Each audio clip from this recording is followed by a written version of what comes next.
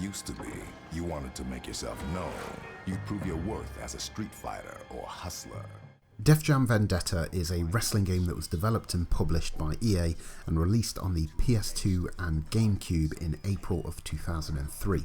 It was a critical and commercial success for EA, as the game was actually one of the top 100 highest selling games of the generation and scored mostly 8s and 9s across the board with critics. Jam Vendetta has a few modes, but the main focus is the story mode, which allows you to battle your way to the top and unlock new characters and costumes. You can choose from one of 4 silent protagonists that have varying stats and moves, but no matter who you choose, the story plays out the same.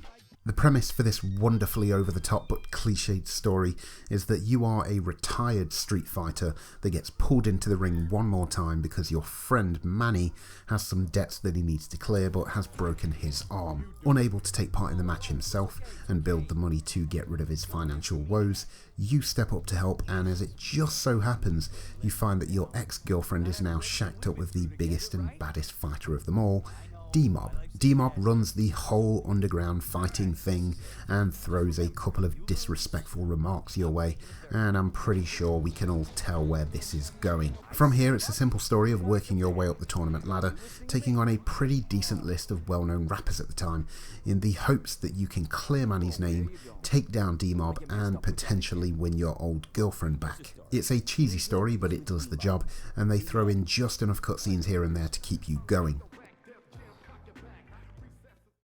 So, while Jam Vendetta is a wrestling game, it is a little more basic than your average wrestling game, such as the oh-so-popular SmackDown series of the time, but what it lacks in complexity, it certainly makes up for in ridiculousness. The game clearly doesn't take place in reality, as you can tell by the ludicrous shape of the characters. Get it? Ludicrous? Because he's a rap... I'll see myself out.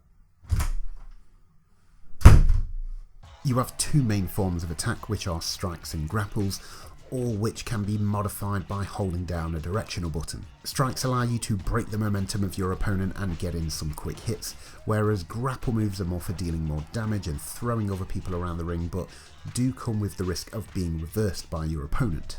You can also perform a few submission holds and high-flying moves off the top rope. All of the usual wrestling stunts are here, and Def Jam keeps things fairly simple. The goal of each match is to chip away at your enemy's health meter until they reach the danger zone, while also trying to build up your own momentum, which is essentially a special meter. This allows you to trigger a state known as blazing, and you can perform a finisher with the hopes of knocking them out or pinning them for the 1, 2, 3 count. All of this is a lot of fun, and the moves performed are almost superhuman at times, very fun to watch and look incredibly painful, and there is no better example than this than the special moves which feature in the game. He's a beast!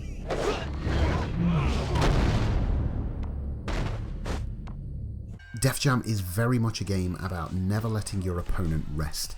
While some fighting games reward a careful and cautious approach, your best strategy for this game is to stay on top of any fighters at all times. By this I mean you'll want to time your attacks just as your opponent is getting back to their feet, because the game can be quite punishing if you let them get a few hits in, and all of a sudden they're on a roll, and before you know it you're unable to break their momentum, leading you to being knocked out pretty quickly. As mentioned earlier, it is possible to reverse and block some moves, but if you take enough damage, you'll be dazed for a couple of seconds every time you get back on your feet, leaving you vulnerable to a lot of attacks. Now, this doesn't mean that the combat isn't a joy to play, but it does mean that matches are less tense back and forth battles, and more whoever gets off to the best start is most likely to win. The campaign features a bunch of filler matches against fictional characters, and you'll eventually work your way up to a boss fight against one of the Def Jam artists that feature in the game. Everyone from Nori to Joe Budden and Scarface to Method Man, Ludacris and DMX are all here, and all voiced by their real-life counterparts, and it's plenty of fun to see them in action if you're like myself and you were a big fan of all of these artists at the time. A weird addition to the game, and something that would be absolutely torn to shreds in today's world, is the strange girlfriend plotline that keeps popping up.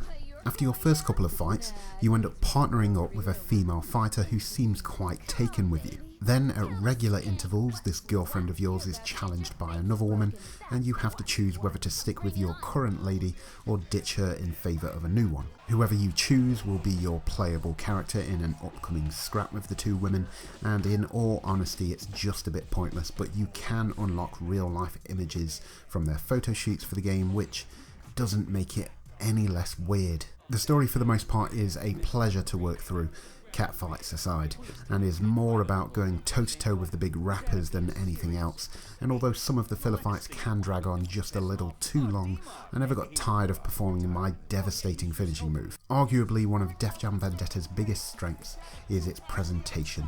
I always appreciate games that don't aim for photorealism, as I find they tend to age much better over time. You can see some spots where this title looks a little plain or dated, but the character models have held up considerably well over the last 15 years, and their exaggerated comical design is the reason for this in my opinion. All of the urban environments are somewhat devoid of life and colour, but because this game is supposed to take place in some grimy underground fight club, you can hardly count that as a knock against the game. And at least the crowd are all 3D models, I guess. Now, if you're a fan of the rap genre, then this soundtrack will instantly take you back to the early 2000s, with plenty of classic songs from the era that all fit in quite nicely with the setting and the action on screen. There is some great sound design within the game that also adds a lot to any time someone is punched, kicked or slammed on the canvas, and you really feel each hit. Voice acting is passable. Again, if you're taking this story as a serious piece of drama, then you're playing it wrong, and although your character literally says nothing, whoever it was that did the voice work for D-Mob is clearly having a fun time. Deal. Stare all you want, little man. I'm the one making her sweat now. Let's make this quick. Stop it! Overall, I come away from Def Jam Vendetta scratching my head and trying to decide what score to give it. Back in 2003, aside from video games, my biggest passion was wrestling, and my favourite genre of music was, and still is, rap. So in some ways I am the literal ideal demographic for this product, as a fan of the sport and the artists that feature in the game. Def Jam is simply a game that knows what it's trying to be and goes for it, and may as well be considered the SSX Tricky of wrestling games. It is simple, it is silly, it is stupid, but ultimately it is a game that puts fun first and has some minor issues with enemy AI and difficulty spikes, but not so much that they make it less enjoyable by a decent margin. This isn't a game that you need to rush out and buy, but it is a competent fighter that has aged incredibly gracefully and is certainly worth checking out if you get the chance. He's a maniac out there!